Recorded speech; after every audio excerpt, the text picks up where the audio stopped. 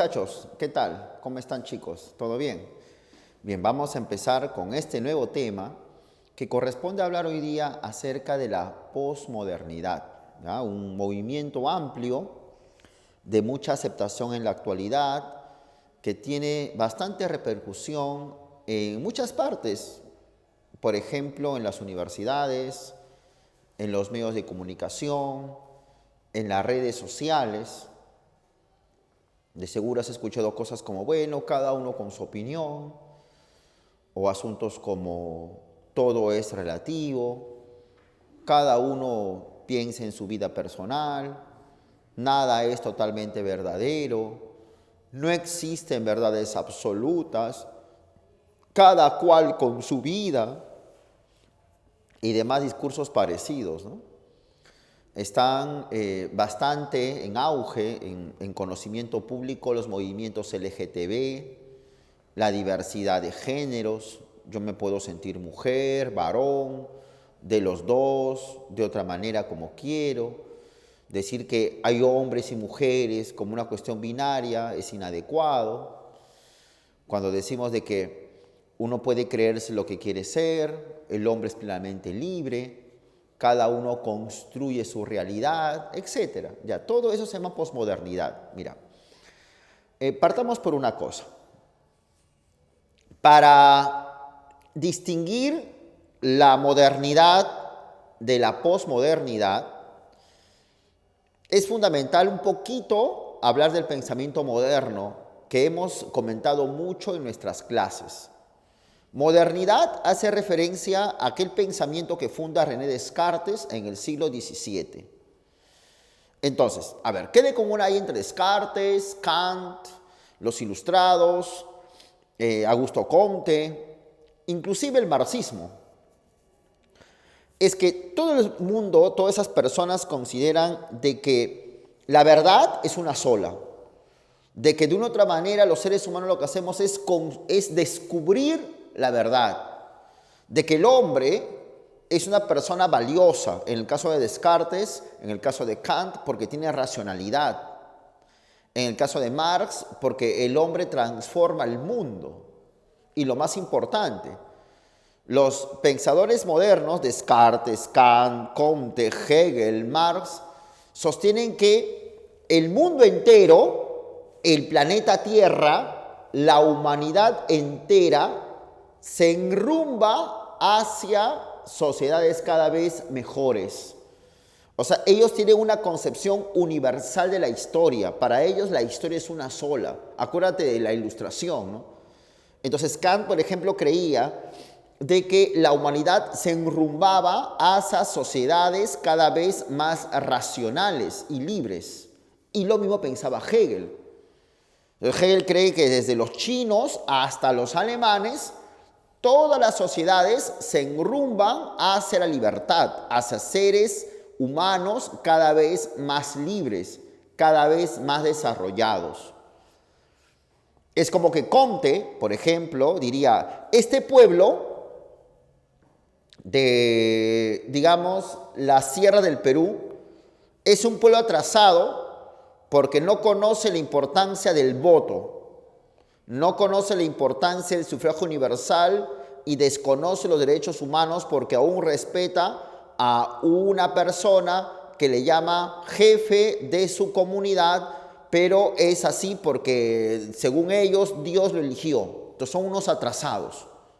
Además, ellos desconocen lo que es el Internet, no tienen acceso a las redes sociales, son personas atrasadas. Así diría un pensador moderno como Comte, como Hegel, como Marx, hoy.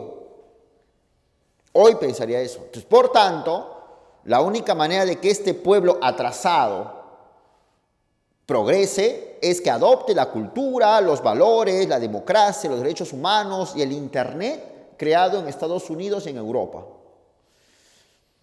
O sea, ellos consideran, los pensadores modernos, de que la modernidad creada en Europa y ahora en Estados Unidos debe de imperar en el mundo entero.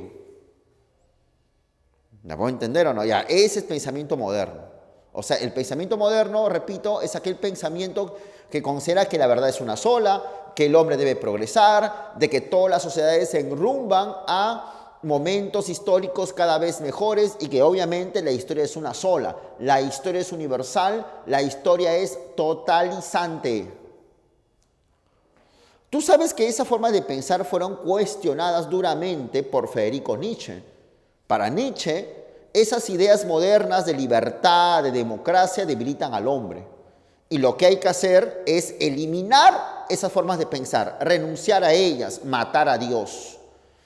Cuando el hombre logra matar a Dios, según Nietzsche, el hombre alcanza la libertad. Al menos mejora su condición y ama la vida. Y a partir de eso, el hombre lo que hace es interpretar la realidad en función a su punto de vista, en función a sus intereses. Entonces, por ejemplo, llamar esto pizarra es una interpretación que nosotros damos. Pizarra. Otra persona lo puede interpretar a esto como, por ejemplo, pared.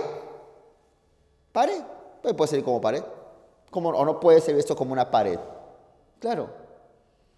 Quizás otra persona puede emplear esto como leña y lo ve como leña, lo interpreta como leña. Leña, para quemar, eso se quema, para hacer fogata, para cocinar sobre ella. Entonces, lo que importa, dice Nietzsche, es la interpretación, el punto de vista. Y en esa línea están los posmodernos. Los posmodernos se declaran seguidores de Nietzsche. Dios ha muerto, no hay nada absoluto, no hay nada universal. Y no solo ello, los posmodernos se declaran seguidores de un señor bien conocido por ti llamado Protágoras de Abdera, el que sostenía que el hombre es la medida de todas las cosas. Claro, tiene razón. Y por ese motivo, los posmodernos son relativistas. O sea, para el posmoderno no hay nada universal. Lo que hay son perspectivas, puntos de vista, nada más. No hay ni valores, ni saberes, ni ideas, ni nada universal. Lo que hay que hacer es respetar la diversidad plena y total. Son súper relativistas, a ultranza, en exageración. Además, los posmodernos plantean de que, como todo es relativo, entonces no existe ninguna verdad objetiva, una verdad universal, una verdad que la humanidad entera debe descubrir. La ciencia, la matemática, la física, también son puntos de vista, son elaboraciones de los científicos por un propósito. Por ejemplo, la ciencia sirve para hacer computadoras, para hacer celulares, para hacer puentes. Entonces, la verdad no es una verdad objetiva. La verdad de la ciencia, por ejemplo, que distancia sea velocidad por tiempo, o que 2 más 2 sea 4, depende del punto de vista de la gente. Depende del interés de la persona. ¿Cuál es el interés? Hacer cálculos matemáticos para hacer puentes, para ingresar a la universidad. O sea, tú utilizas ecuaciones matemáticas no por la verdad objetiva, sino tú utilizas ecuaciones matemáticas para ingresar a tu universidad. Entonces, la verdad depende de tu punto de vista. La verdad no es universal, la verdad no es igual para todos. Y por esa razón, lo que importa es cómo nosotros expresamos la realidad, cómo nosotros enunciamos algo, cómo decimos algo. Yo soy parte de un movimiento pro vida y obviamente en función a ello considero que el no nacido es un bebé, le llamo bebé. Le pongo la etiqueta de bebé y por consiguiente abortar implicaría matar a un bebé. Por tanto, me opongo al aborto. Un movimiento feminista va a estar a favor del aborto y por tanto al no nacido no le llama bebé, le llama feto, embrión, le llama persona en desarrollo o le llama montón de células, pero no le llama bebé. ¿Qué importancia es el lenguaje, no? Y por consiguiente, como el no nacido no es un bebé, sino es un montón de células, como por ejemplo tengo un barro acá, que también es un montón de células, y me lo quiero cortar este chupo, entonces del mismo modo, el no nacido es un montón de células y se puede extirpar, pues, ¿no? Con una operación. Y no estás matando a ningún ser humano. Entonces, es importante el uso del lenguaje. Tú sabes, quizás sabrás por ahí, que la cocaína, antes, hace 100 años, se le llamaba medicina, era una medicina, y a las farmacias se les llamaba droguerías. Inclusive no sé si hasta ahora seguirá esa palabra en el diccionario, pero lo cierto es que no, en la actualidad nosotros no llamamos a la farmacia droguería, le llamamos farmacia. Y la Coca-Cola antes se vendía en las farmacias, era un medicamento, era un jarabe. Ahora, con el avance, llamamos a la Coca-Cola, ahora se le decimos ten cuidado, dañino a la salud. Y de repente más adelante la Coca-Cola va a ser llamada droga o dañino plenamente. Y por consiguiente yo no voy a consumir nada dañino. Y si no voy a consumir nada dañino, entonces se va a prohibir la Coca-Cola. O sea, cuando a una sustancia le llamas jarabe, lo puedes consumir porque es un jarabe, es un medicamento y mejora la salud. Pero cuando a una sustancia le llamas dañina, peligrosa, droga, obviamente ya no lo consumo. Ese es el asunto. O sea, como que el lenguaje determina mucho cómo son las cosas. Las cosas en sí mismas, dicen los posmodernos, no son nada. Las cosas en sí mismas son cero. Ahora, que tú le llames droga, jarabe, a la cosa Coca-Cola, eso depende de tu perspectiva, de tu punto de vista, de cómo empleas las palabras. Eso se llama el giro lingüístico. ¿Y por qué un giro? Porque ya estamos dejando de lado la consideración de que las cosas son valiosas en sí mismas. Con Nietzsche en adelante ya aparece una orientación a considerar de que es el lenguaje quien permite cómo determinar las cosas. Entonces acá se ve claramente la influencia también de Wittgenstein, ¿te acuerdas? De la teoría de los juegos de lenguaje. Entonces, si yo al presidente le llamo corrupto y los medios de comunicación lo llaman corrupto, hace rato el presidente hubiese sido vacado, hubiese estado preso. Pero como los medios de comunicación a los actos del presidente no le llaman actos de corrupción, sino solamente errores, entonces el presidente aún se queda gobernando en el Perú. Entonces, qué importante es el lenguaje y son los posmodernos. Por tanto, no existe ninguna verdad objetiva, no existe algo totalmente cierto. Lo que importa es cómo lo dices, cómo lo mencionas. Y por consiguiente, se entiende, profesor, de que la historia no es una, pues. No es que como piensan los marxistas, de que la historia es un desarrollo en el cual la humanidad entera llegará al comunismo. No, esas son cosas que no tienen nada que hacerse. O que la humanidad se enrumba a sociedades mejores. No. Ya fue estos temas. No tiene nada que ver. ¿Ya? Entonces, si te das cuenta, los posmodernos intentan, digamos, desmantelar todas las propuestas que los filósofos modernos habían estado planteando. La verdad no es una sola. Todo es relativo, la historia no es una sola, lo que importa es el punto de vista, tú llamas verdadero a lo que te conviene, a lo que supones, a lo que crees, a lo que quieres. Y por tanto, lo fundamental es cómo expresamos las cosas, cómo el lenguaje es utilizado para representar. Lo que son las cosas depende del uso del lenguaje. Y por consiguiente no hay ninguna verdad objetiva. Y en ese entorno, este desarrollo de la posmodernidad, tuvo como uno de los primeros mentores a Jean-François Lyotard, con su texto La condición posmoderna. Es Lyotard quien hace famoso ese término posmoderno, posmodernidad, posmodernismo, aproximadamente los años 70, 80 del siglo pasado. O sea, la posmodernidad, históricamente hablando, es un movimiento reciente, no es algo de 100 años, ¿no? Entonces, los posmodernos se circunscriben en momentos como la Guerra Fría y después la caída de la URSS. Y por consiguiente, el posmoderno dice, esta cuestión binaria de capitalismo, socialismo, bueno, malo, no, eso son tonterías. Esos dualismos no tienen que ser. Varón, mujer, no, por favor. Y por eso que Lyotard toma esas tesis y le llama posmodernidad. Y él dice, la historia de la humanidad, la historia de las sociedades modernas, han querido presentarse como un resultado de saberes totalizadores y totalizantes, los llamados metarrelatos. Mira ahí la pizarra. ¿Qué son los metarrelatos? Dice Lyotard. Aquí está una lista. ¿Te acuerdas de estos temas o no? Esto hemos llevado. Ilustración, Kant, Hegel, hegelianismo, positivismo, Comte, sociedades capitalistas, Marx y obviamente nuestra religión cristiana. Entonces Lyotard le llama, a estas teorías le llama metarrelatos. ¿Por qué? Porque metarrelato acá significa meta como grande, ¿ya? Meta ahí significa grande. Gran relato, gran historia, grandes historias, más claro, grandes cuentos, cuentazos. Hablando en español si quieres. Según Lyotard,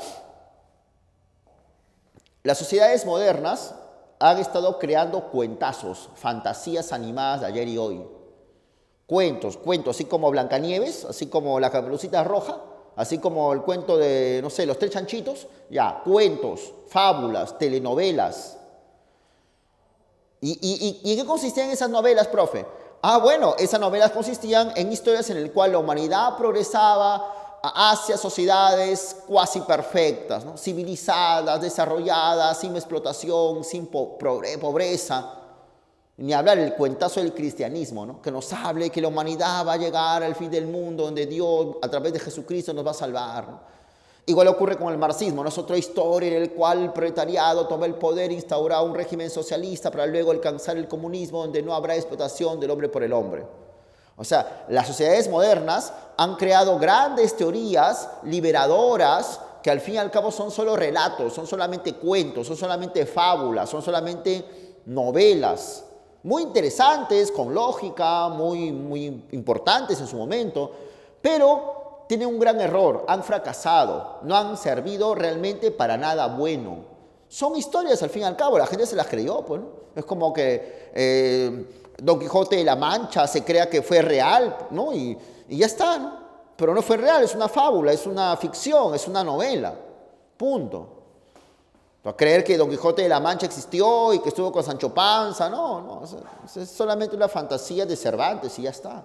El mismo modo, Comte, Marx, Hegel crearon teorías que pueden ser muy interesantes, fascinantes, muy lógicas, pero que en el fondo son eso, son cuentos, novelas.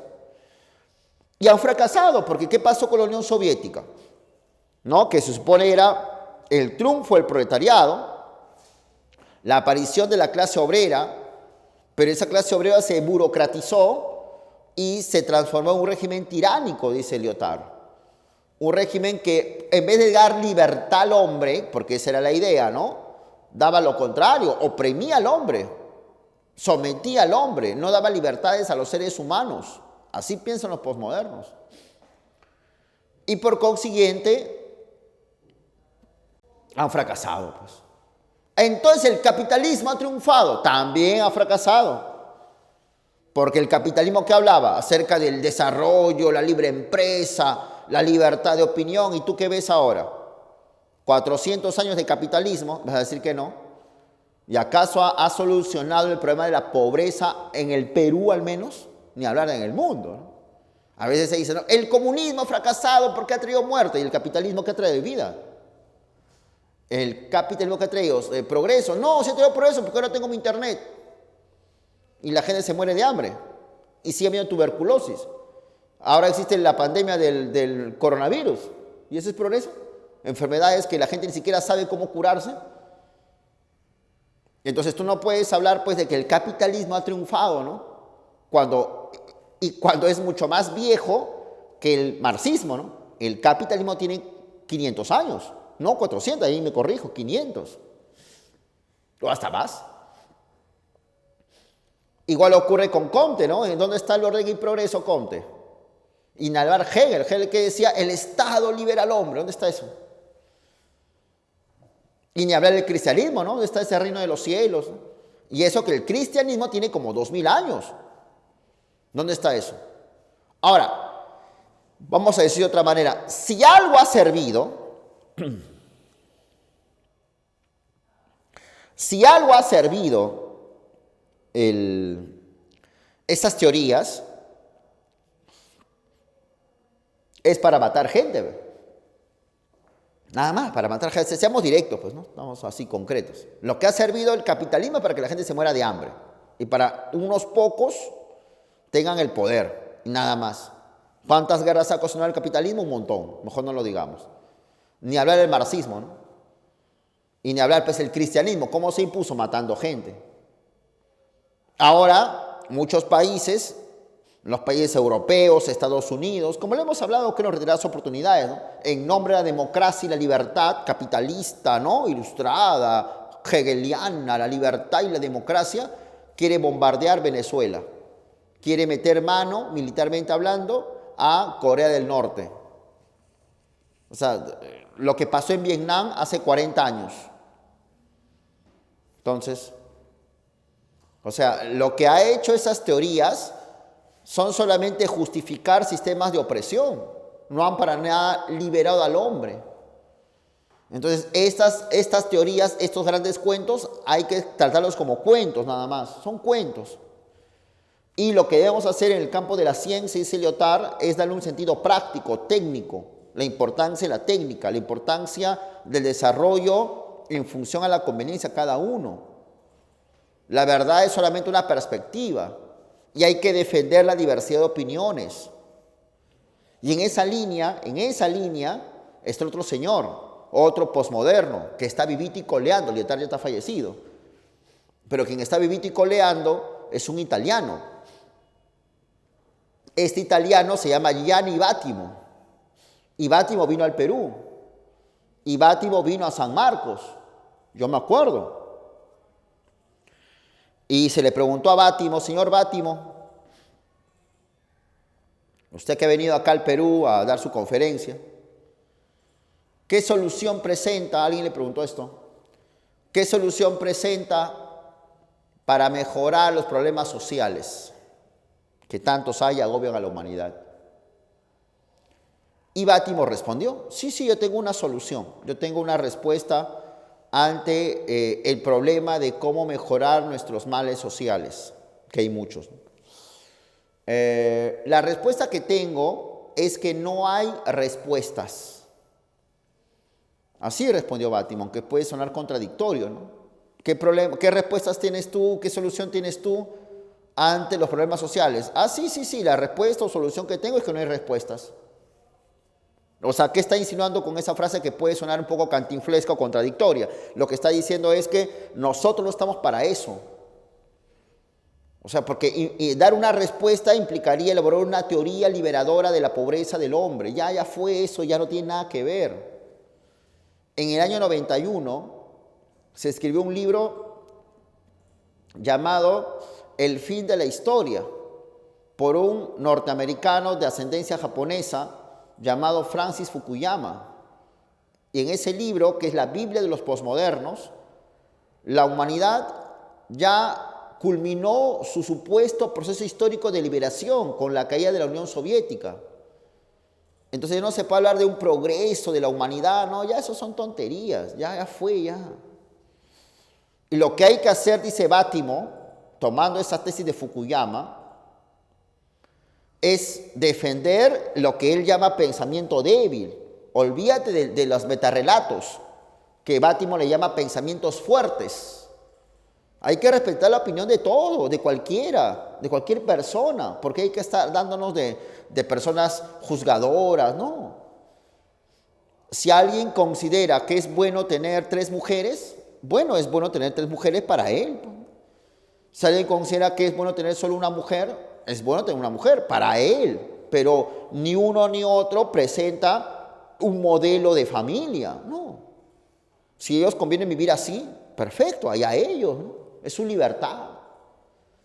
No sé si me estoy haciendo entender. Si yo a mi hijo le enseño que sobre todas las cosas hay que amar al fútbol, deja mi forma de enseñar a mi hijo y le va a gustar eso y nos gusta el fútbol y ya está. Y a mi hijo yo le enseño de que lo importante es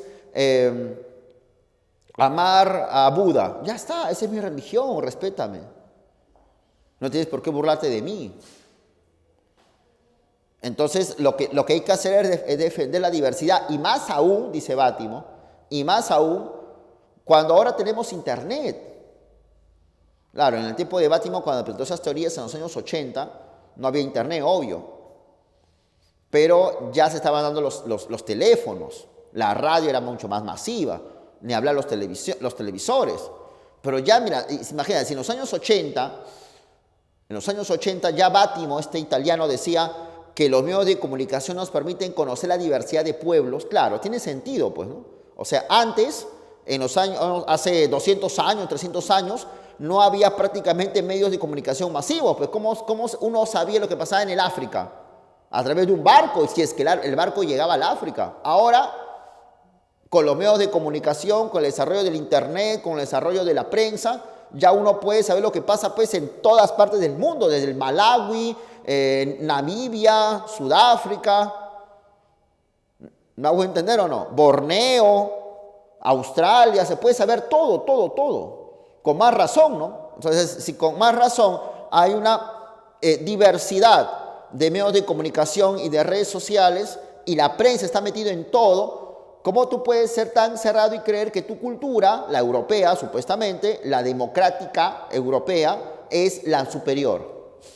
Eso créelo hace 500 años cuando no había mucha información, ¿no? Cuando los europeos creían que solamente existía Europa, vamos a decirlo así. O más antes, cuando los incas creían que solamente existían los incas y por eso creían que el Cusco era pues el ombligo del mundo, ¿no? Porque solamente para los incas solo existían los incas, pero para efectos muy sencillos de hablar, pues, ¿no? De seguro conocían otras culturas, pero recuerda que cada cultura es bastante, cree que ellos son el centro, ¿no? De tal manera de que ahora ya no, de ahora no hay cultura que es centro de nada, ¿no? Sino lo que hay es, los medios de comunicación han hecho que veamos una diversidad de culturas, una diversidad de puntos de vista y que ninguna puede ser mejor que otra. Y por esa razón, ya pues no se está hablando acerca de liberar a la humanidad, ¿no? Déjalo ser a cada pueblo. O sea, si por ejemplo una comunidad de las selvas del Perú tienen a un rey, déjalos pues que tengan su rey. No, pero no son democráticos, son esclavizados. No, así son ellos. ¿Por qué tienes que estar imponiendo tu democracia que ni siquiera tú la vives, pero uno de posero se la da por imponer? No, más bien, ¿sabes qué debes pensar? En acabar la universidad.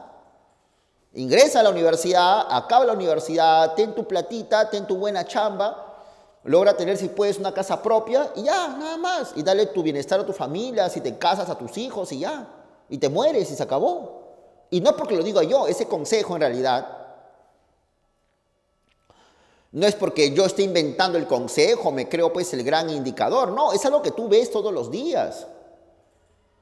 O sea, cuando tú tienes 18 años, 19, si quieres cambiar el mundo, pero cuando tienes 30, 40, 50, ya el diablo, eso, ya ponte a trabajar. Y eso es lo que hace la gente. Tú caminas por la calle y las personas no están pensando en cambiar el mundo, ni siquiera los obreros. Eso puede haber sido hace 100 años. Pero ahora las clases trabajadoras,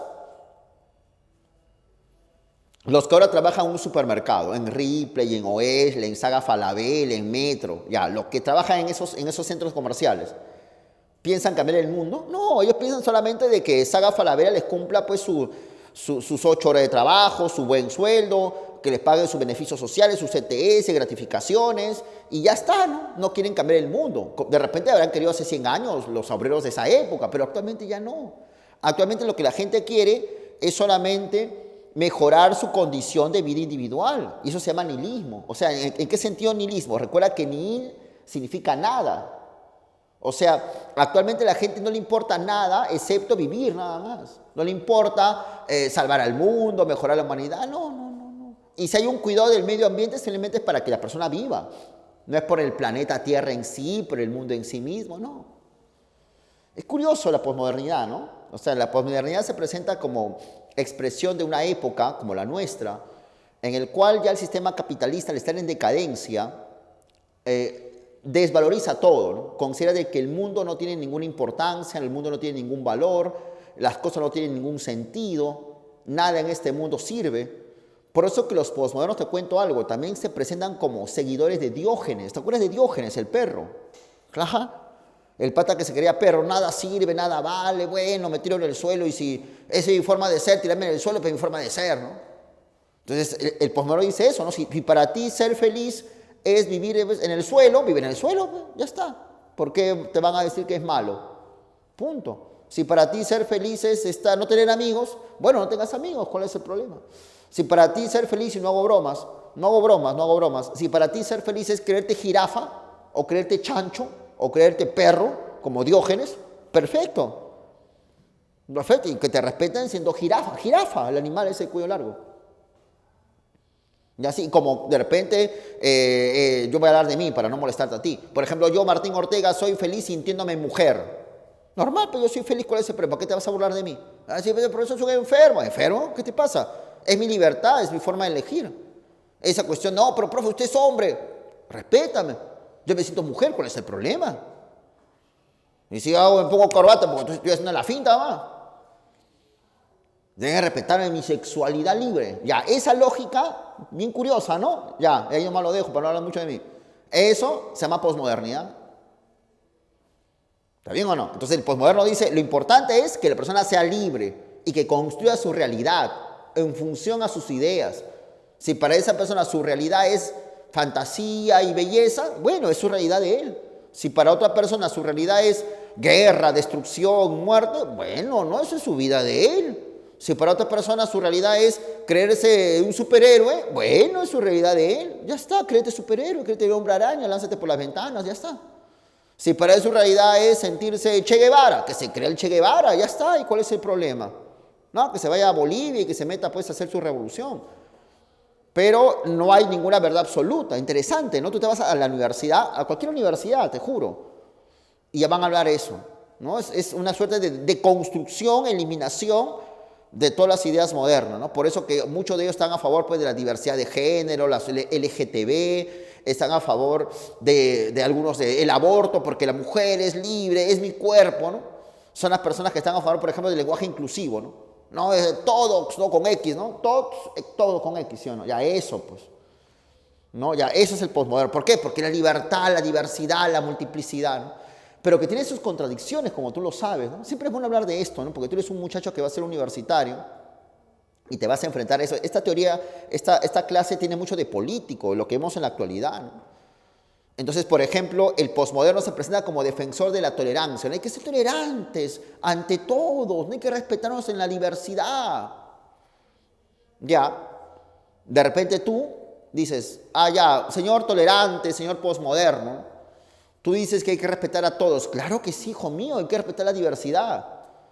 Pero yo me opongo a lo que tú dices, porque para mí hay hombres y mujeres, y punto.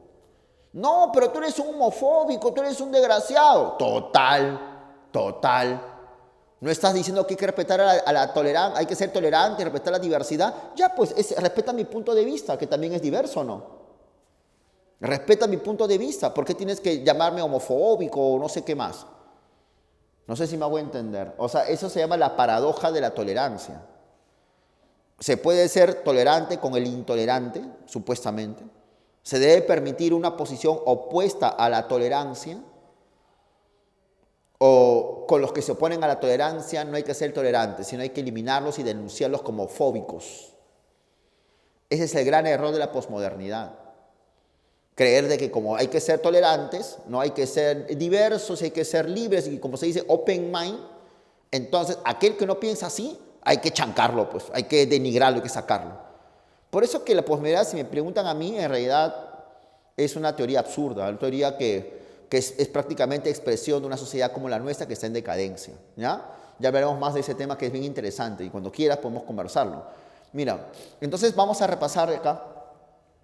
La posmodernidad es un movimiento amplísimo que se pone en la literatura, que se presenta en el arte, que se presenta en la historia y en hablar en la filosofía.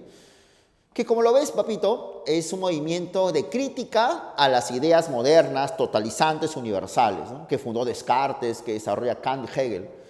Ellos son relativistas, nunca te olvides. Para ellos no hay una cultura, no hay una idea, no hay un saber, no hay un valor, no hay una historia universal. Nada de eso. Lo que hay que hacer es respetar la diversidad.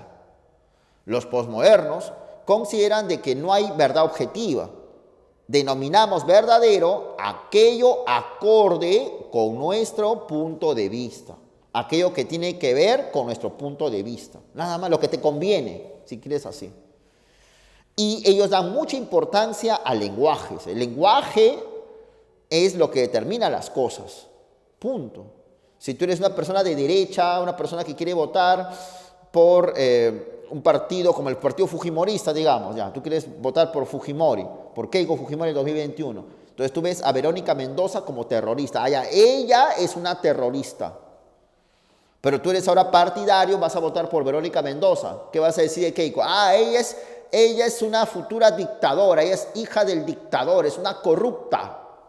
Entonces le llamas corrupta a Keiko solamente porque eres rival políticamente de Keiko. Le llamas terrorista a Verónica Mendoza porque simplemente eres rival de Verónica Mendoza. Eso es todo. Entonces lo importante es el lenguaje. No importa que realmente Keiko o Verónica sean algo, sino es lo que decimos de ellos. Y por consiguiente, ellos siguen la tesis de Fukuyama del fin de la historia, ¿no? Y claro está, para ellos no hay un proceso histórico de liberación. Con la caída de la URSS se muestra que existe un mundo prácticamente dominado por el libre mercado, dominado por la competencia pura, y lo que hay que hacer es vivir nada más hasta morirse, pues, ¿no? Y si tú quieres ser antidualista y hablar pues de que no hay varones y mujeres y no hay diversidad, bueno, ese es tu punto de vista y qué chévere y qué bonito y qué bacán. Son antidualistas también ellos, ¿no? No hay nada bueno o malo absoluto. No hay mujer, varón absoluto. No hay guerra, paz absoluta. Lo que hay es diversidad, matices, ¿ya? Y en esa línea está Lyotard. Lyotard es el que hace famosa la palabra posmoderna, justamente en su libro La condición posmoderna. Y luego más adelante en el libro La posmodernidad explicada a los niños. De tal manera que Lyotard dice, la modernidad, la filosofía moderna que funda Descartes, ha promovido, ha impulsado grandes teorías que son como telenovelas o cuentos o fábulas. La ilustración, la filosofía de Hegel, el positivismo, el capitalismo, la filosofía de Marx, que el cristianismo en hablar, que no han servido para nada, no han logrado lo que supuestamente han querido lograr. ¿Dónde está la sociedad industrializada, moderna de Comte? ¿Dónde está el comunismo que propuso Marx? ¿Dónde está el reino de los cielos que propuso el cristianismo? No hay nada. Lo que se ha logrado estas teorías es justificar opresión nada más, ¿ya? Han fracasado en el intento de mejorar la humanidad y actualmente solo justifican sistemas de opresión. Cuando Estados Unidos quiere invadir un país en nombre de la democracia del capitalismo, ¿no? Y en esa línea también está Bátimo. Bátimo dice, hay que defender los pensamientos débiles, el pensamiento de las culturas. Por eso que el posmoderno se presenta muy defensor de la diversidad cultural, ¿no?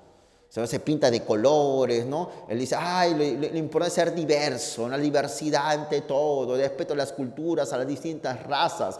Y eso ves en Facebook, ¿no? Con esa diversidad total, ¿no? Y a veces tanto así de que cuando tú quieres oponerte a eso, a esa teoría, como que nos da vergüenza porque tememos, y me pasa, y soy sincero, que quizás nos van a apabullar, ¿no? Nos van a decir intolerante, que cómo es posible, es racista, nos dicen a veces, ¿no? No, pero no, porque hay que respetar la diversidad de raza, diversidad de culturas. ¿Ah? Y esa es posmodernidad, pues. Entonces, hay que defender los pensamientos débiles, dice Bátimo. Hay que respetar y defender las opiniones comunes frente a los discursos dominantes, totalizantes, machistas, ¿no? Y, obviamente, los medios de comunicación son fundamentales. Muestran la diversidad de culturas y puntos de vista en el mundo, ¿no? Gracias a la prensa que se mete en todas partes, sabemos de todo lo que hay en el mundo entero. Además, los posmodernos son nihilistas. Dice, el nihilismo es lo que predomina. ¿En qué sentido el nihilismo? En que ellos consideran, o sea, la gente considera de que ya solamente quieren vivir, ¿no? Actualmente las personas ya no buscan liberar a la humanidad, sino solamente mejorar su condición de vida individual, ¿no? Lo que importa es tener un trabajo, mi seguro social, que no me falte la plata, que pueda comer, que pueda mantener a mis hijos, y ya, hasta ser viejito y morirme y todo bien. Y mis hijos van a hacer lo mismo cuando ellos sean grandes. Y ya está el asunto. Entonces, la posmodernidad es una ideología bastante crítica del pensamiento moderno que se caracteriza por ser una posición extremadamente relativista, como te das cuenta, y muy polémica, ¿no? Continuamos, muchachos, con lo que estábamos hablando, un poquito acerca de la posmodernidad. Hace un ratito comentábamos cómo este movimiento va a relativizarlo todo, ¿no? en aras de la tolerancia, en aras de la diversidad de opiniones. Hay que decir que todo es relativo. Hay que negar la existencia de valores universales. Ahora, un movimiento que a su manera le va a hacer frente a la posmodernidad es la hermenéutica. Mira, la hermenéutica, si bien es cierto, considera de que no hay verdades absolutas que el hombre pueda alcanzar, la hermenéutica sí revalora la importancia de la verdad. Pero para los hermeneutas como Gadamer, la verdad está sujeta a un contexto histórico, a una situación dada. La verdad depende de la comprensión, depende de la aplicación de un método circular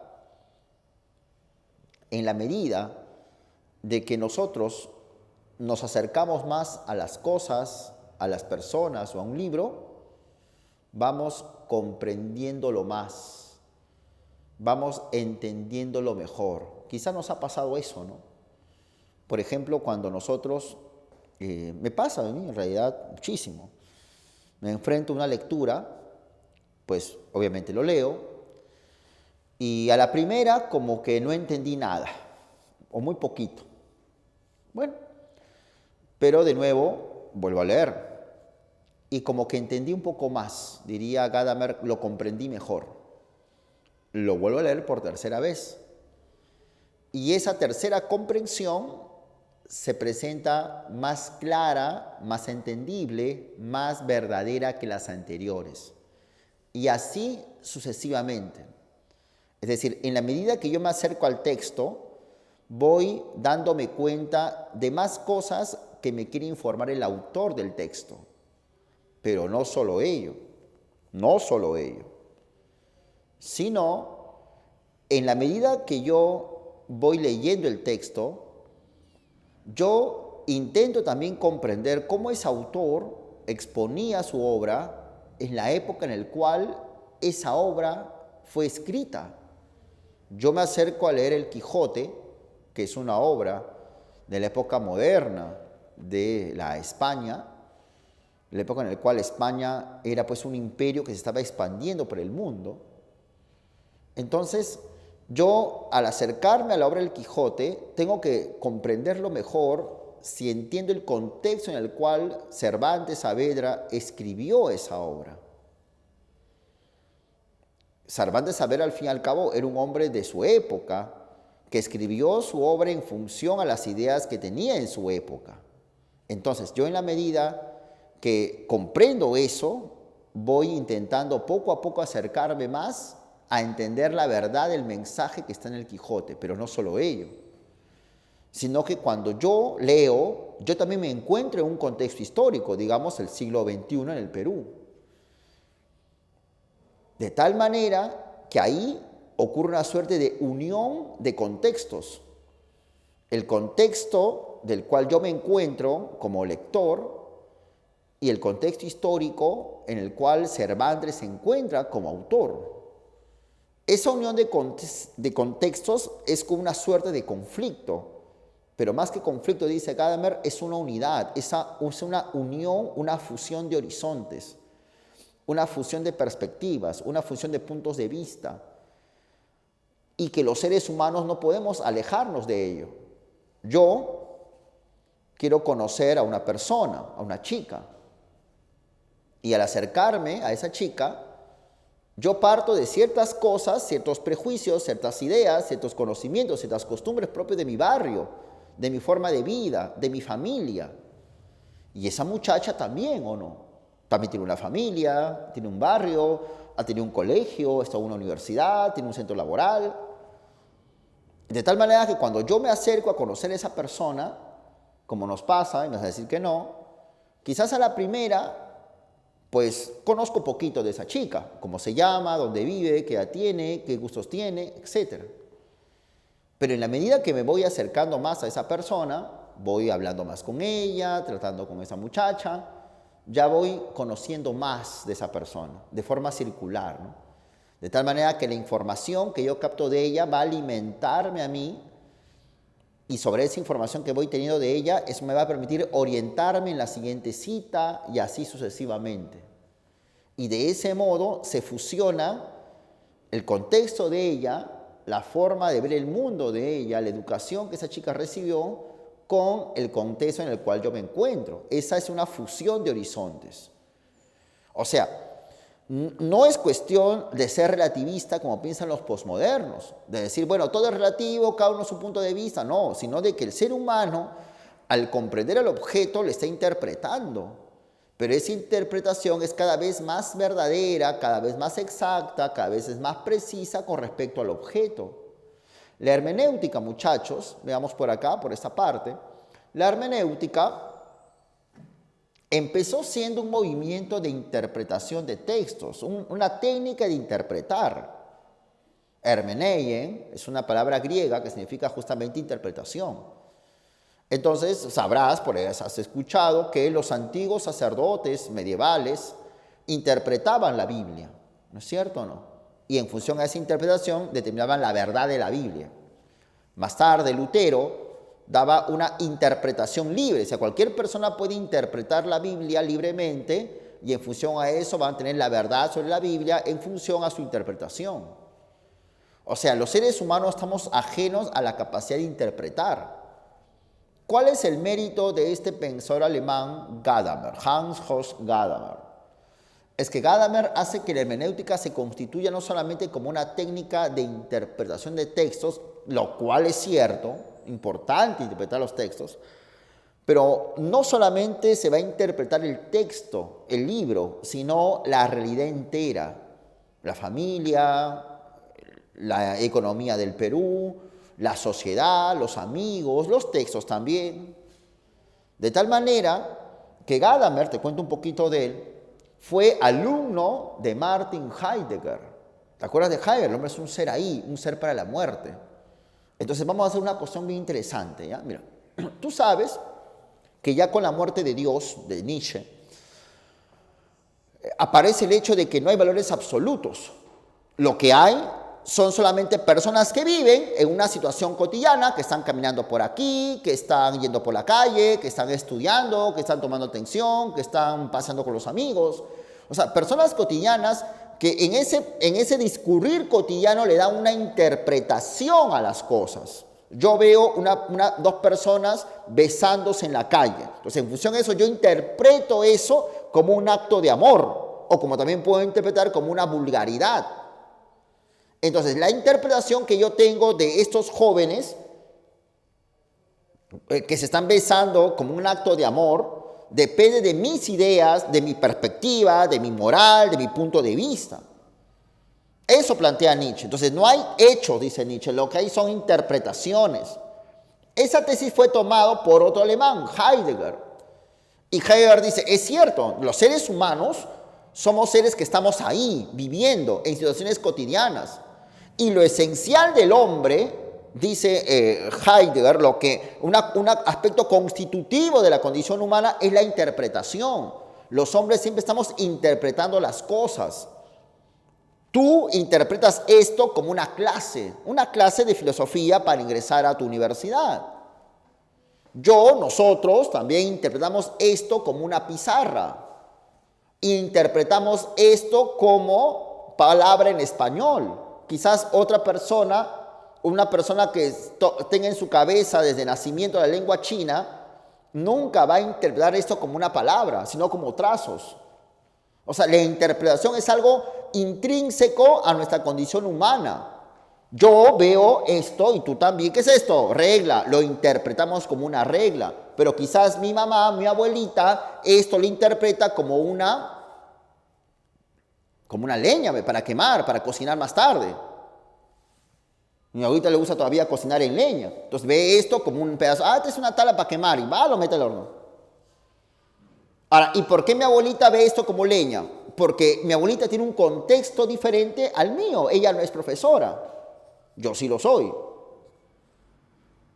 Entonces, como el contexto mío es distinto al de mi abuelita, ella interpreta las cosas en función a su contexto, a las ideas que ella tiene, a sus prejuicios. Y yo también. Y tú también. Yo muchas veces te he dicho que tu material lo imprimas y lo tengas ahí descargado. Entonces, de repente tú tienes un cuaderno, un libro, unas hojas de material didáctico, ¿no? De preguntas. Entonces, tú interpretas ese papel, ¿no? Con preguntas como un material didáctico. Pero si tú lo pones en un mercado donde están vendiendo pescado, de repente el señor vendedor de pescado interpreta ese papel como pues envoltorio de pescados. Y su interpretación, evidentemente, depende del contexto en el cual el pescador y tú se encuentren, ¿o no es así? Ya, eso dice Heidegger.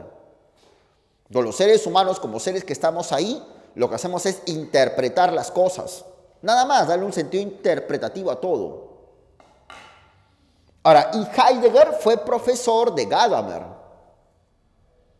Entonces Gadamer dice, yo estoy de acuerdo con Heidegger, estoy totalmente de acuerdo.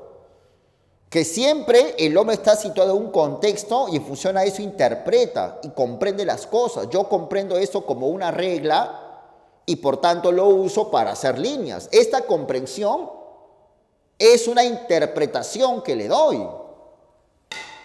Tú comprendes, ¿qué dice acá? Empezó como un movimiento. ¿Lo puedes leer o no?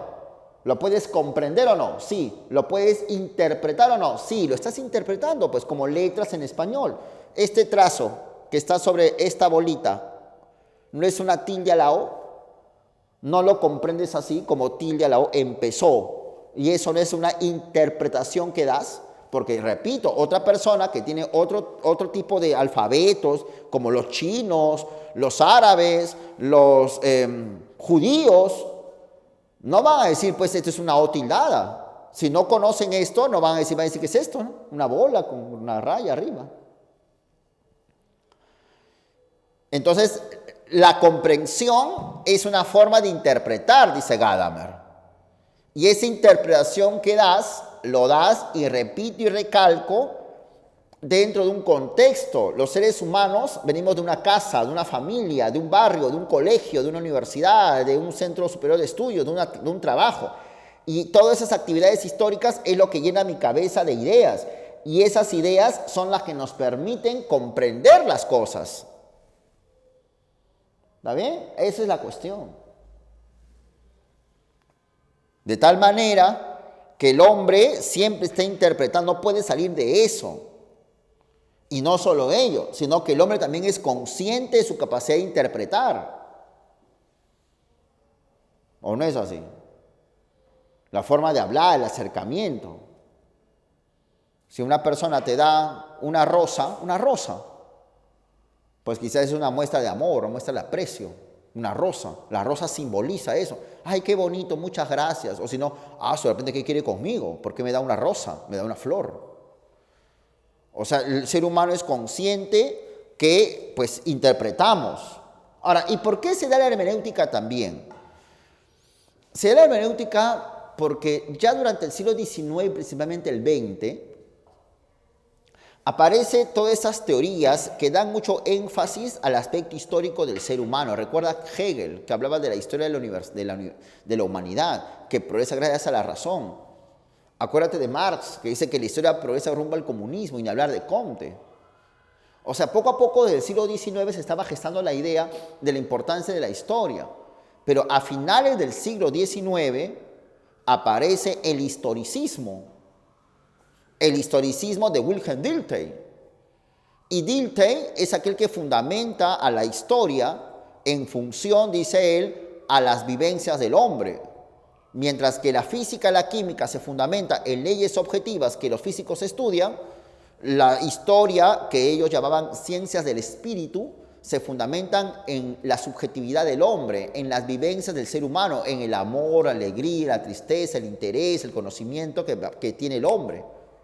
Entonces, lo que tú llamas historia tiene que ver con cómo el ser humano produce sus elementos culturales. De tal manera de que el hombre poco a poco se vuelve consciente de que se encuentra en un contexto cultural. El hombre europeo del siglo XIX ya se da cuenta que tiene una cultura europea, que de una u otra manera, para ellos, claro está, debe imperar en el mundo, pero al fin y al cabo es una cultura, algo producido por el hombre, y más aún en el siglo XX. Por eso que Dilthey también influencia mucho en la hermenéutica. Esta tesis que en particular es de Dilthey, el hombre ha alcanzado desde el siglo XX ya con claridad una conciencia histórica debido al desarrollo que ocurrió en el siglo XIX. Y Gadamer toma esa tesis. El hombre se encuentra dentro de un contexto, una situación, un momento histórico del cual no puede salir. Tú estás aquí, has estado antes en el cole, has estado en la primaria, has estado en tu casa, de repente tienes un grupo parroquial, te has metido en un grupo de los scouts, un grupo de exploradores, un grupo de amigos, un grupo de futbolistas, o sea, estás en un grupo de algo, o en nada, profe, yo estoy paro solo en mi casa, muy bien, pero estás en una familia, ¿no?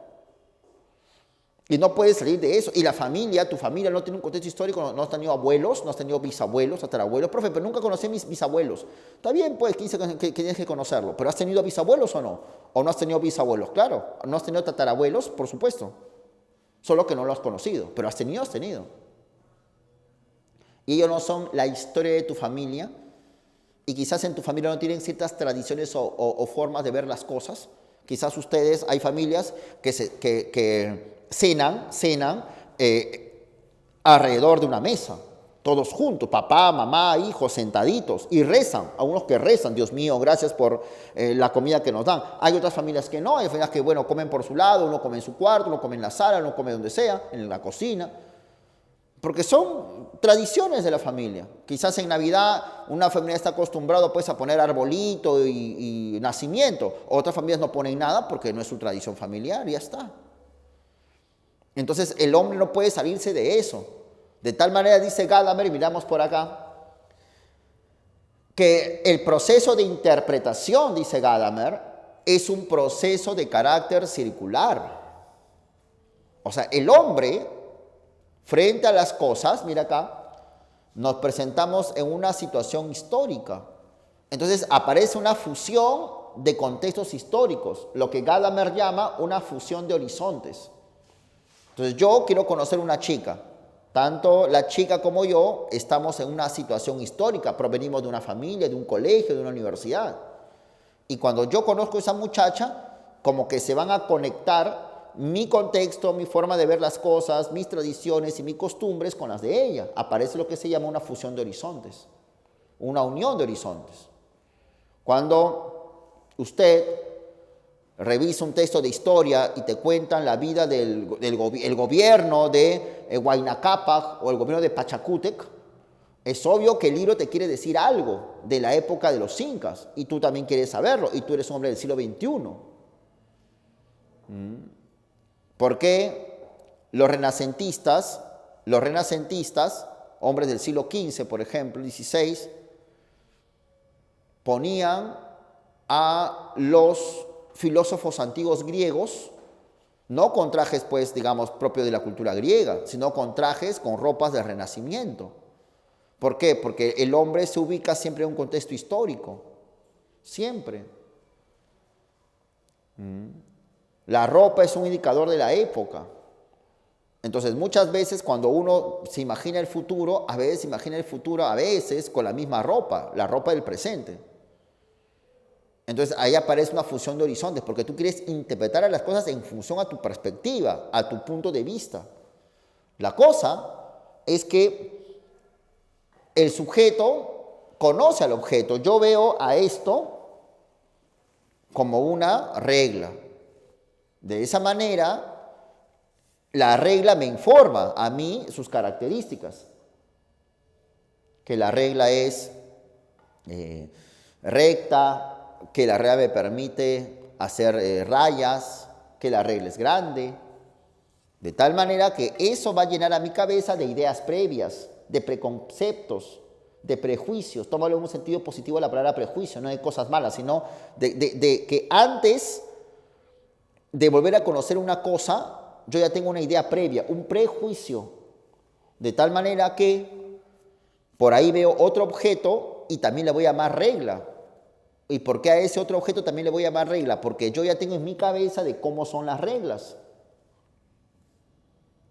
Y ese segundo conocimiento de esa otra regla me va a permitir que yo conozca de la regla más propiedades. Por ejemplo, de que con la regla puedo no solamente hacer rayas, sino también medir distancias. Una distancia, dos distancias, 1 metro, 2 metros.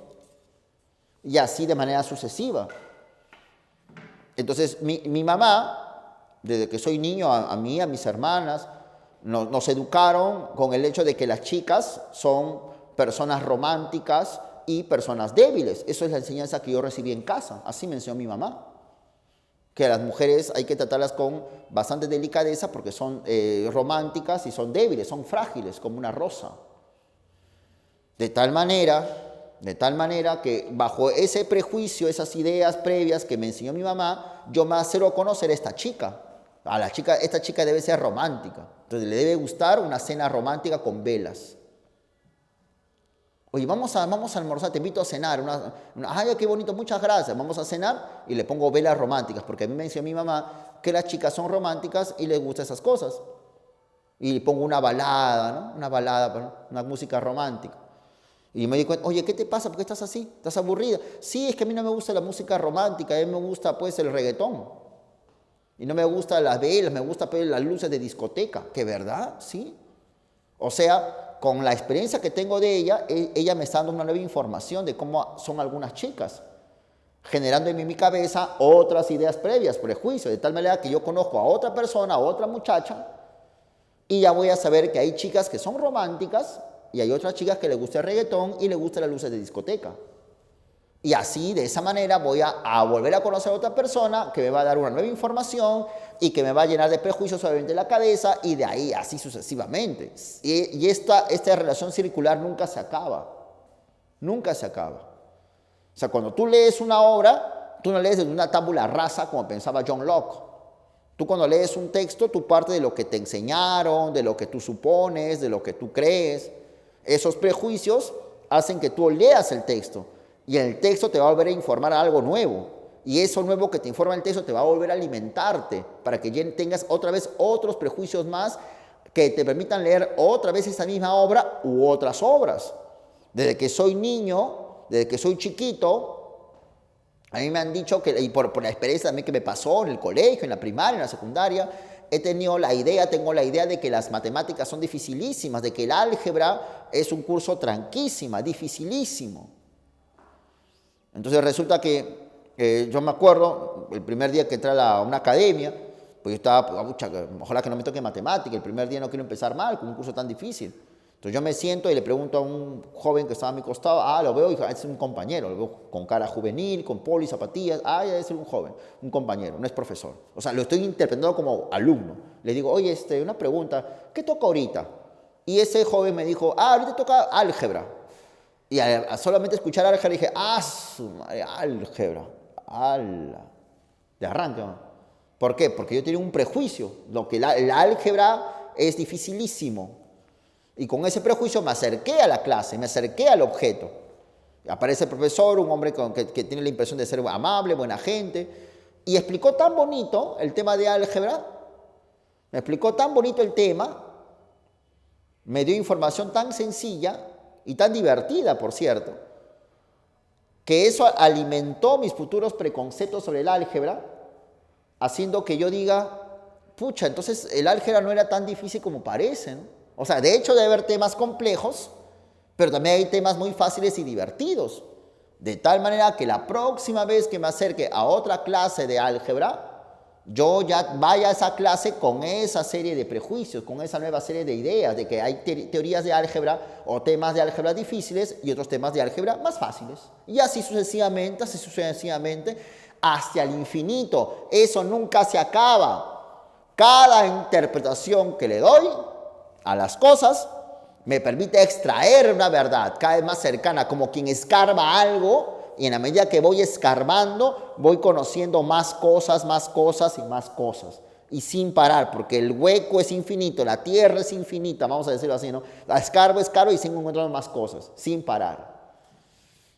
Esa es la idea, eso es lo que se llama el círculo hermenéutico, según este filósofo Gadamer. ¿Ya? Entonces, hemos visto, chicos, lo interesante que es la hermenéutica, ¿no? Te estaba comentando de que la hermenéutica aparece, en primer lugar, como un método medieval, escolástico, de interpretación de textos. ¿Ya? Entonces, la hermenéutica es un movimiento que enfatiza lo importante de la interpretación, lo esencial de la interpretación para alcanzar la comprensión de la realidad. Precursores de la hermenéutica se remontan desde mucho tiempo atrás, la época de los griegos, los feudales, pero ya Gadamer es el que hace que la hermenéutica en un sentido estricto se transforme en una teoría filosófica. Gadamer fue alumno de Heidegger. Tanto para Heidegger como para Gadamer, el hombre está en una situación histórica y lo que hace es interpretar algo esencial en el hombre. La comprensión de algo lleva implícita una interpretación. Que esto tú le llames pizarra, es una interpretación de la cosa y es una comprensión que tiene sobre la cosa. Siempre los seres humanos estamos situados en un momento histórico. Desde esa situación histórica interpretamos. La interpretación, como ya le hemos dicho, es una condición fundamental del hombre. El hombre es consciente de su capacidad de interpretación. Y acá muy importante, recuerda que Gadamer también toma de Dilthey, el historicista. Desde el siglo XX, el hombre ha alcanzado una conciencia histórica y una conciencia de que interpreta las cosas, ¿no? ¿Te acuerdas de Nietzsche, no? Nietzsche decía, solamente hay interpretación, hay verdades absolutas. Todo lo que tú ves a tu alrededor es tu interpretación.